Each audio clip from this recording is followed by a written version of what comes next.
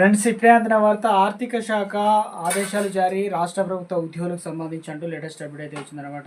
So ఆ వివరాలు ఏంటనేది కూడా వీడియో తెలుసుకుందామండి. వీడియోని చివరి రోజు చూడండి, అర్థమవుతుంది. మరోసారి ఛానల్ వస్తే తప్పకుండా సబ్స్క్రైబ్ చేసుకొని చూస్తున్నారు కానీ లైక్ చేయడం మర్చిపోతున్నారు. వెంటనే లైక్ చేయండి. వీళ్ళకి అయితే వెళ్ళిపోదామండి. అంటే ముఖ్యంగా ప్రభుత్వ ఉద్యోగులకు సంబంధించి ఏదైతే ఉన్నాయో సాధారణ బదిలీ ప్రక్రియలో భాగంగా దివ్యాంగుల సంక్షేమ చట్టం 2016 నిబంధన తప్పనిసరి పాటించాలని చెప్పేసి ఆదేశిస్తూ అన్ని ప్రభుత్వ శాఖలకు ఆర్థిక శాఖ ఉత్తర్వులు అయితే సవరణ చేస్తూ జారీ చేసిందనమాట.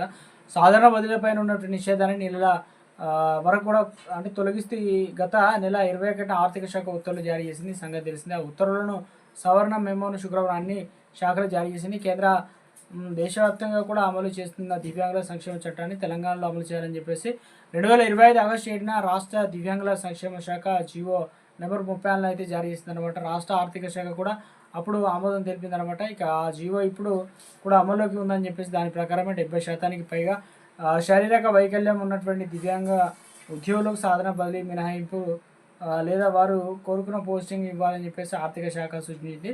మానసిక వికలాంగులైనటువంటి పిల్లలు 70% పైగా శారీరక వైకల్యం ఉన్న దివ్యాంగులైన జీవిత భాగస్వామి పిల్లల తల్లిదండ్రులు సోదరులు రోజువారీ పోషణను ఇక చూసుకుంటున్న ఉద్యోగులు సాధారణ బదిలీ చేర్చవద్దని చెప్పేసి, ఒకవేళ చేరిస్తే వారు కోరుకున్నటువంటి చోట పోస్టింగ్ ఇవ్వాలని చెప్పేసి ఆర్థిక శాఖ అన్ని ప్రభుత్వ శాఖలను ఆదేశించిందనమాట. దివ్యాంగులైన కుటుంబ సభ్యుల పోషణను చూసుకుంటున్నట్లు మెడికల్ సర్టిఫికేట్ శాఖాధిపతి ఉద్యోగి దాఖలైతే చేయాలని చెప్పేసి ఒక అప్డేట్ అయితే ఇవ్వడం జరిగిందండి. మరో అప్డేట్ చూసుకున్నట్లయితే ఎస్సీ గురుకుల సొసైటీ సంబంధించి అటెండర్ నుంచి జాయింట్ సెక్రటరీ వరకు పదోన్నతులు ముగించి నా తర్వాతనే బదిలీ కౌన్సిలింగ్ చేపట్టాలని చెప్పేసి తెలంగాణ ప్రభుత్వ గురుకుల విద్యాలయ ఉద్యోగుల సంక్షేమం డిమాండ్ చేసిందనమాట. జీవో నెంబర్ 317, జీవో నెంబరు 190 కింద సొంత జోన్లను మల్టీ జోన్లు జిల్లాలుగా 3 ఏళ్ల వరకు బదిలీ లేదా డిప్యుటేషన్ ఇవ్వాలని చెప్పేసి కోరడం జరిగింది. మేరకు